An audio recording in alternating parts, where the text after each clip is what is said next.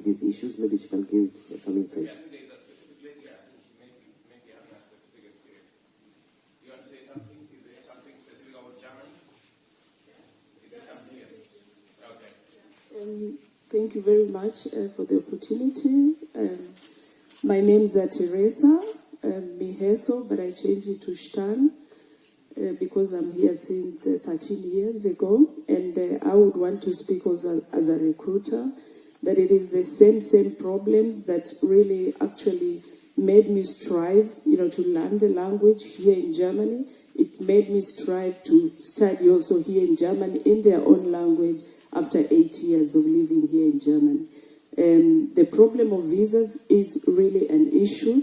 And my prayer, as you said, Mr. President, is that it is a win-win situation. And for me, a win-win situation is not supposed to ease the situation, but it's supposed to have an effect immediately. Because if we are talking at the eye level, the German says, Augen höher, yeah, dann das muss so sein. So from the German side and the Kenyan side, Kenyan being a sovereign state, just as Germany is a sovereign state, then we need to have equal opportunities. Because what is actually on the ground, and I'm so happy that there are so many German recruiters here, but we also, as the black in quotes German recruiters also, we are also equally German, and we are also equally recruiting just as they are doing, but we have first-hand experience here in Germany, how the market looks, what the problems are. Now, if the agreement includes the visa processing and all that, then it has to take immediate effect. That when our people go there, the question that we face mostly is, how sure are we you're coming back to Kenya? Nobody wants to stay in Germany. I'll be very clear about that. I'm a Kenyan. I've been here 13 years. I'm working here. Really hard. I've studied the language.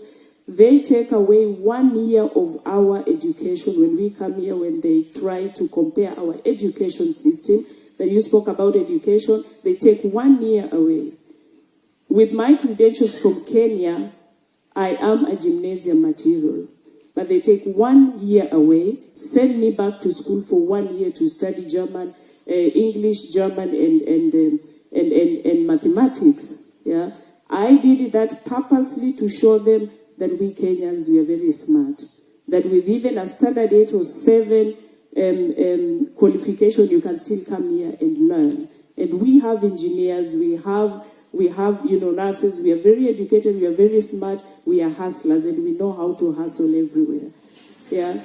So we really need the education that they give us, our equal education. If I've learned for 12 years in Kenya, I have learned it's the same as the education here in Germany, which says it's 12 years. They should give me what belongs to me so that I can also be in the market. So I would wish to see, as a German recruiter, Kenyan German recruiter in Germany, that we get equal opportunities.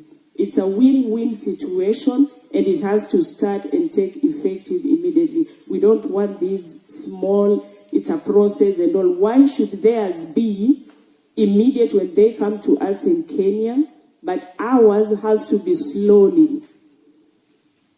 That one does not work. And this is what we face here in Germany. The first thing, you're highly educated.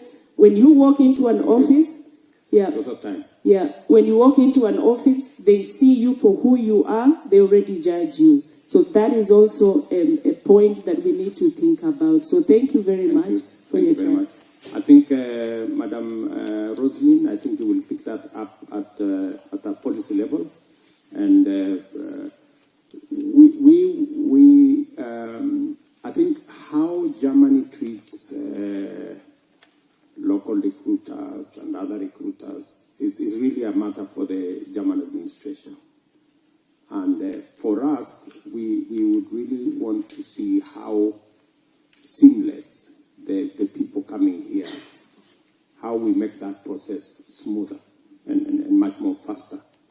And I think part of recognition of qualification is an item we have identified as a matter that sometimes creates, bumps, and hurdles along the way. So, and that is a matter that Rosalind and her team from Kenya, I think it's part of the negotiations, Rosalind. It is one of the things that have been negotiated, but it is one of the ones that were flagged as something that the Joint Implementation Committee will continue to review and to see how to make it smoother. So we'll pick it up. Do you have any comments or any challenges from the recruiters in Kenya? Thank you, Your Excellency. My name is Monica Mwema. I'm one of the recruiters in Kenya with a few of my colleagues here. We are very happy to be in this space, and we are committed to orderly and organized labor migration within the right frameworks from Kenya. In having from Kenya, recruiting to Germany has been the language so far, because the skills, we don't have a lot of challenges, but the language. And we have a few institutions that are now currently training the language, but the examining body, I think we only have one, and there are a few others coming in, so that is also a challenge for us.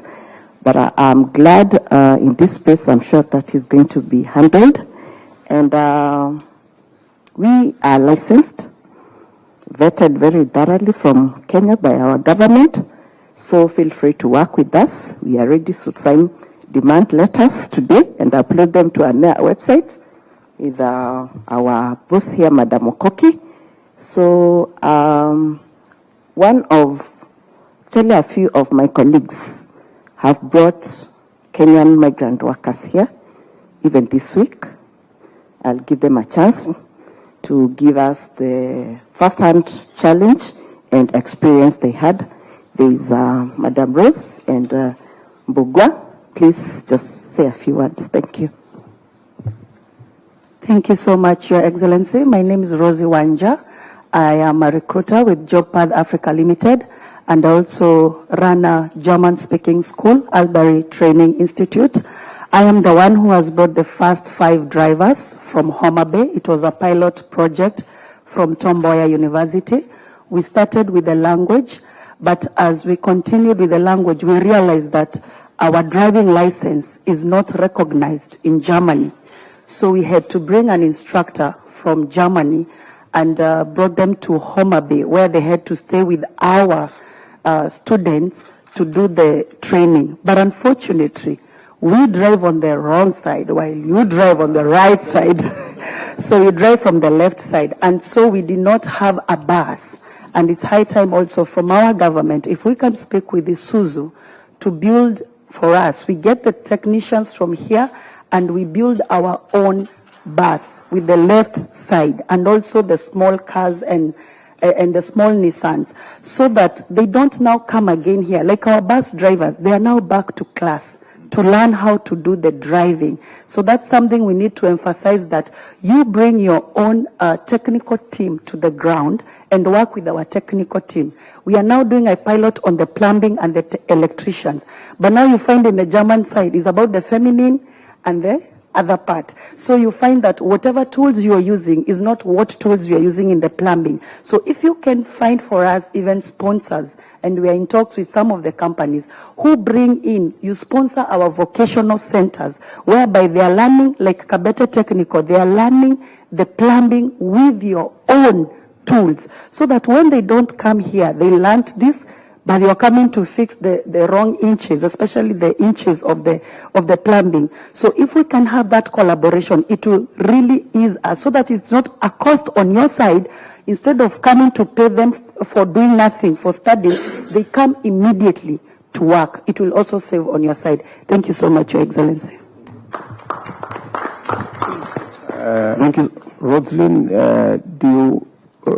can that be, because I think it is an area that we can work with our TVETs.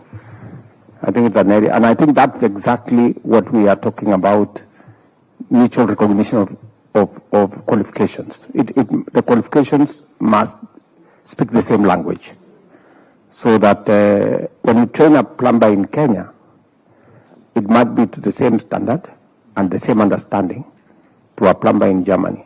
And I think if we have to nuance our training to make sure that it meets certain criteria and standard for those who want to study in Germany, we should know where are the differences. As one just says, there could be differences in terms of the tools being used, so that we can then make sure that for those training for the German market, we get the right tools, so that they train with the tools that gives them, the ease to access the German market, so that they don't have to come back here and train again. So, and you can take it up with your colleague at Tibet, and there is absolutely no reason why we cannot, as a government, as we equip our Tibets, we can equip them, with a variety of tools responding to different markets. You see, here there's also the issue of standards.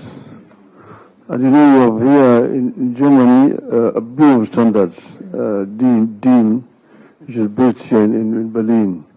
And we have our Kenya Bureau of Standards. And those two institutions can also work together to harmonize standards, so that somebody does not come from there and is used to another standards and is coming here and coming to a strange situation.